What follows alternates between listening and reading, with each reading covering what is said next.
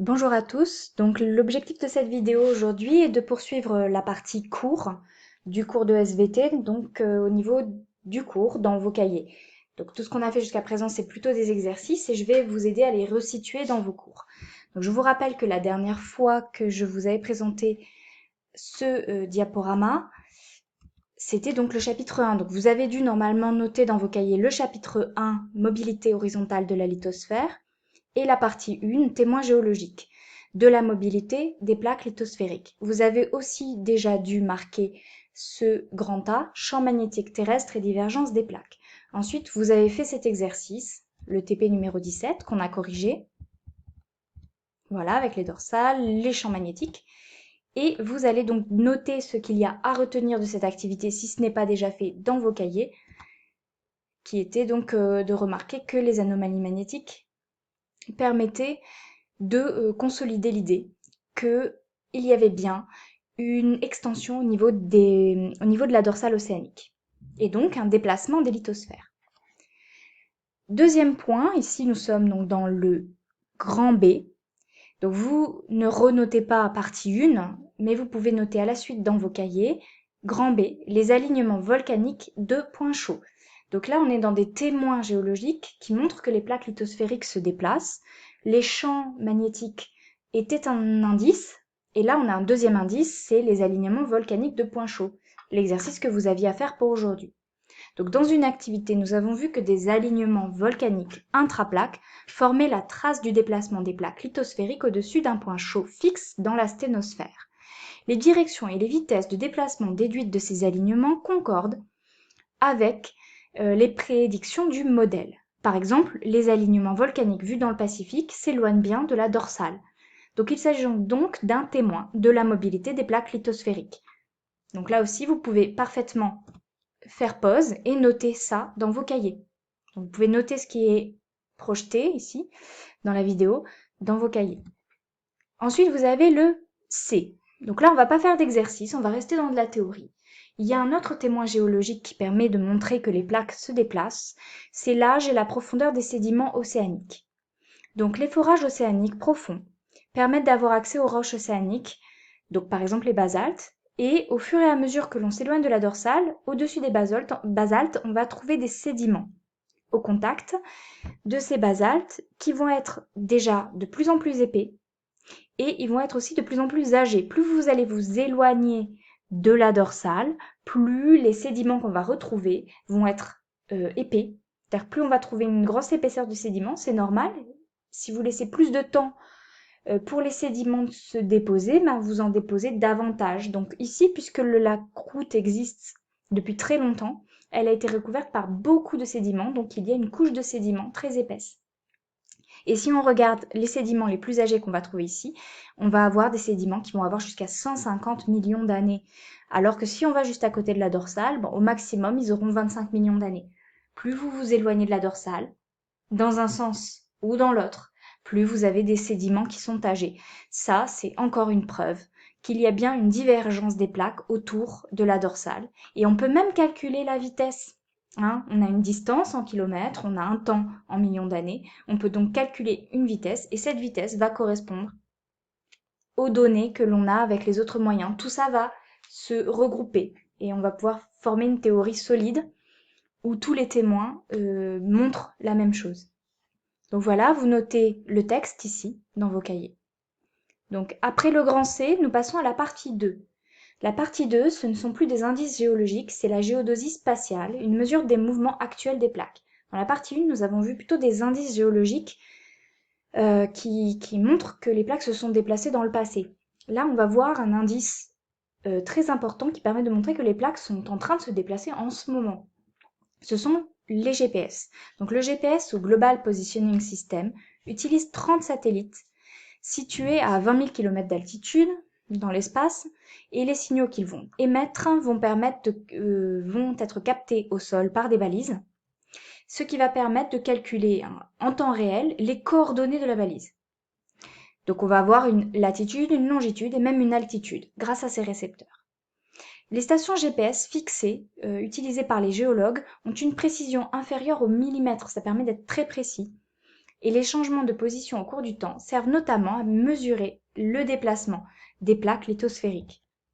Donc voilà ici des vecteurs vitesse mesurés grâce au GPS sur la planète Terre.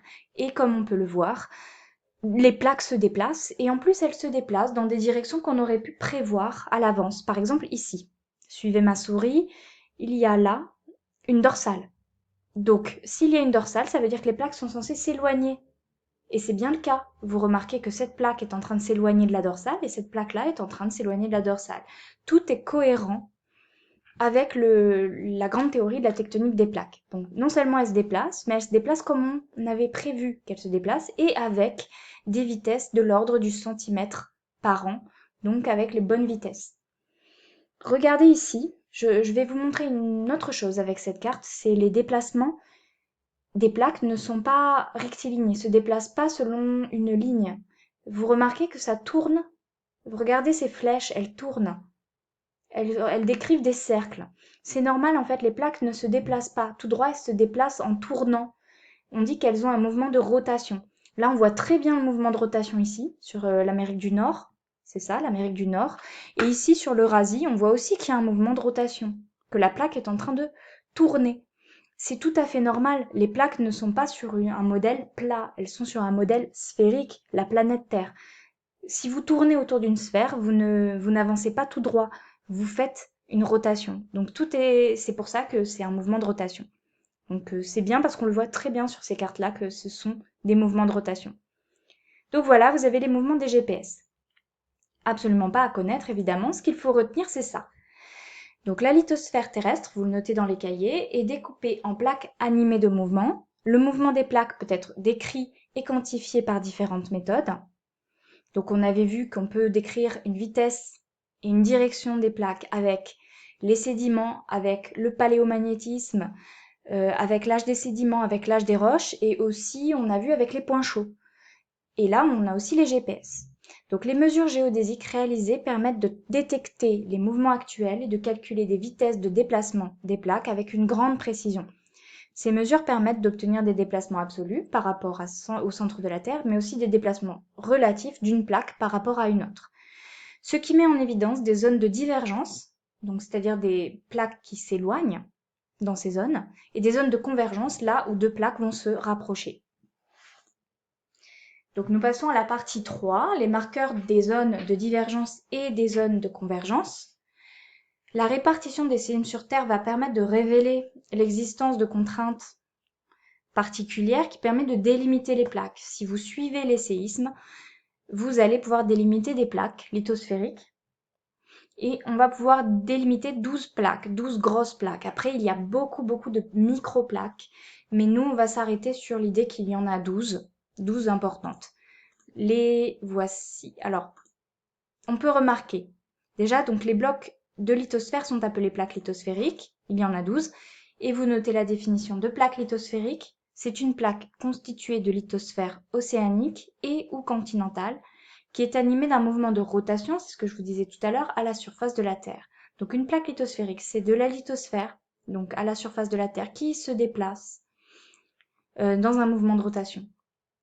Voici les 12 plaques. Elles ne sont pas vraiment à connaître, mais c'est vrai que ça peut vous aider dans les exercices de ne pas les découvrir pour la première fois. Donc vous avez la plaque eurasiatique, arabique, la plaque africaine, la plaque indo-australienne, antarctique, sud-américaine, la plaque coco, la plaque Nazca, la plaque Caraïbe, CA c'est Caraïbe, nord-américaine, ici, c'est marqué là de toute façon, la plaque Pacifique, la plaque philippine et indo-australienne qui en fait est à cheval là entre les deux. Et évidemment la plaque antarctique ici. Vous allez, à la limite de plaque, distinguer différentes zones. Donc vous avez des zones en divergence qui ne sont que des dorsales.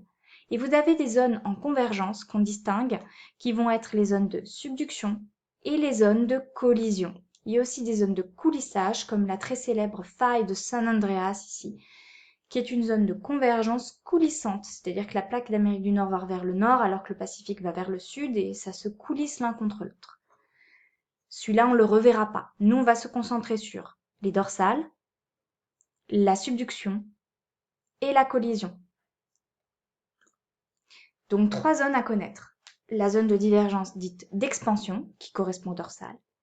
La zone de convergence dite de subduction, qui correspond par exemple à l'ouest de la plaque sud-américaine, mais il y a aussi l'est du Japon qui est très connu comme étant une zone de subduction. Et vous avez une zone de convergence, la collision, qui correspond aux chaînes de montagnes, comme par exemple l'Himalaya, entre l'Inde et l'Amérique du Nord. Donc vous pouvez noter ces 3 zones. Je vais vous donner un document qui vous donnera ce qu'il faut retenir. Vous n'aurez pas à tout noter, hein, vous regarderez dans le PDF que je vous ai envoyé, j'ai noté certaines choses que vous n'aurez pas à recopier dans le cahier, mais qu'il faudra bien mettre, donc soit en le collant, soit en recopiant. Ici, vous avez une zone de divergence qu'on appelle expansion, les dorsales. Donc au niveau des dorsales, vous avez certains marqueurs.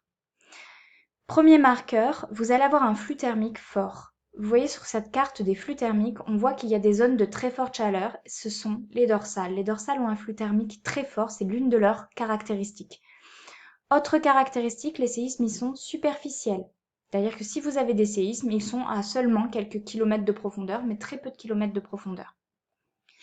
Ensuite, vous allez avoir les indices pétrographiques, c'est-à-dire quels sont les types de roches qu'on trouve dans les dorsales, qui se forment au niveau des dorsales, vous les connaissez déjà. Les roches qui se forment au niveau des dorsales sont les basaltes, qui sont ici, et les gabbros, ici. Passons maintenant aux zones de subduction. Dans les zones de subduction, vous avez plusieurs marqueurs, plusieurs spécificités. La première, c'est que vous allez avoir un flux thermique contrasté, qui est à la fois pauvre, qui est à la fois froid et chaud. Regardez ici, au niveau de l'Amérique du Sud. Vous voyez une bande bleue qui montre que c'est très froid, mais aussi une bande rouge qui montre que c'est chaud. Donc ce bleu et ce rouge juste à côté, c'est un marqueur thermique spécifique des zones de subduction. Très froid, très chaud, très contrasté. Parce que là, c'est très froid, et là, il y a des volcans, donc c'est très chaud. Les séismes vont être, attention, superficiels ici, intermédiaire ici et très profond ici. Vous allez avoir des séismes très profonds dans les zones de subduction, c'est une des spécificités. Au niveau pétrologique, vous allez trouver 2 types de roches. Ces 2 types de roches sont l'andésite et la diorite. Donc vous avez l'andésite ici et la diorite ici. Elles ressemblent énormément au basalte et au gabbro, mais il y a quand même une différence. Déjà, elles sont un petit peu plus claires. Et vous allez trouver des amphiboles que l'on ne trouverait pas. Autant d'amphiboles dans un basalte ou un gabbro. Donc andésite et diorite. On verra ça en TP, dès qu'on pourra faire des TP. Zone de convergence ici, collision, chaîne de montagne. Donc je reprends les caractéristiques de la zone de collision ici avec la chaîne de montagne. Première caractéristique, flux thermique faible. Il n'y a pas de zone très chaude dans les montagnes. Presque pas, c'est beaucoup moins chaud. Les séismes vont être superficiels, c'est-à-dire qu'ils ne vont pas être du tout profonds. Et c'est normal, ils sont dans la chaîne. Et au niveau des roches, vous allez trouver le fameux granit que vous connaissez déjà, il est ici, le granit. Il existe aussi une autre roche, très proche du granit, qui a la même composition chimique, qui s'appelle la rhyolite, qui est présente ici, qu'on peut trouver dans les chaînes de montagne. Donc granit, rhyolite. Pour conclure, vous aurez ceci, je l'ai mis dans le PDF. Donc il faudra retenir les caractéristiques de ces frontières divergentes, convergentes de subduction et convergentes de collision. Donc tout ce qu'il faut retenir est dans ce texte. Donc ce sera la fin du chapitre 1. Donc là, ici, nous avons terminé le chapitre 1 de la géologie sur la mobilité horizontale de la lithosphère. Merci à vous.